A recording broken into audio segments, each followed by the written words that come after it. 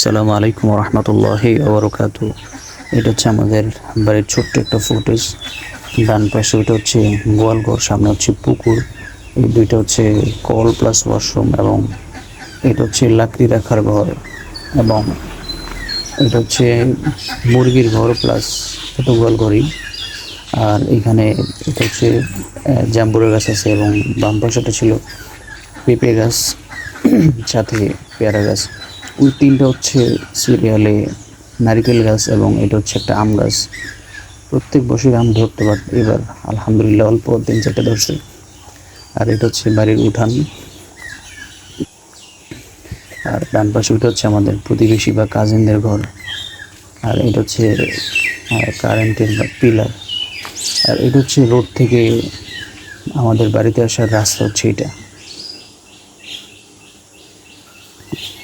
আর এটা হচ্ছে বাড়ির সামনেই কাঁঠাল গাছ, সাথে হচ্ছে ডালিম গাছ, তরকারি গাছ লাগাইছে অনেকগুলা। এখানে আছে হচ্ছে পালং শাক, তারপরে করলা, ওদিকে ঢেঁড়স, তারপর হচ্ছে বেগুন, তারপর হচ্ছে ডাঁটা, এদিকে আছে এটা হচ্ছে কই গাছ।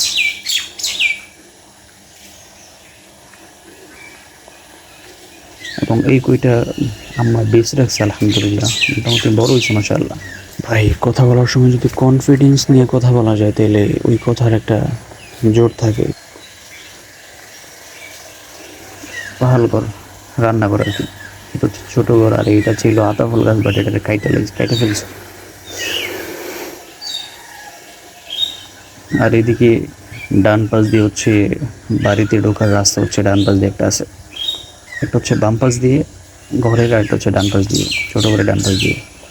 এটা হচ্ছে রোড থেকে বাড়িতে ঢোকার রাস্তা, হচ্ছে ডান পাশ দিয়ে এটা। আর সিরিয়ালে 3টা নারিকেল গাছ আছে আলহামদুলিল্লাহ, আমার দাদা লাগাইছিল আরও আগে আদি যুগে। এগুলো এখনও আছে আলহামদুলিল্লাহ। সো এই হচ্ছে আমাদের বাড়ির ছোট্ট ফুটেজ। সো আমাদের জন্য দোয়া করবেন। আসসালামু আলাইকুম রহমতুল্লাহি ওয়া বারাকাতুহু।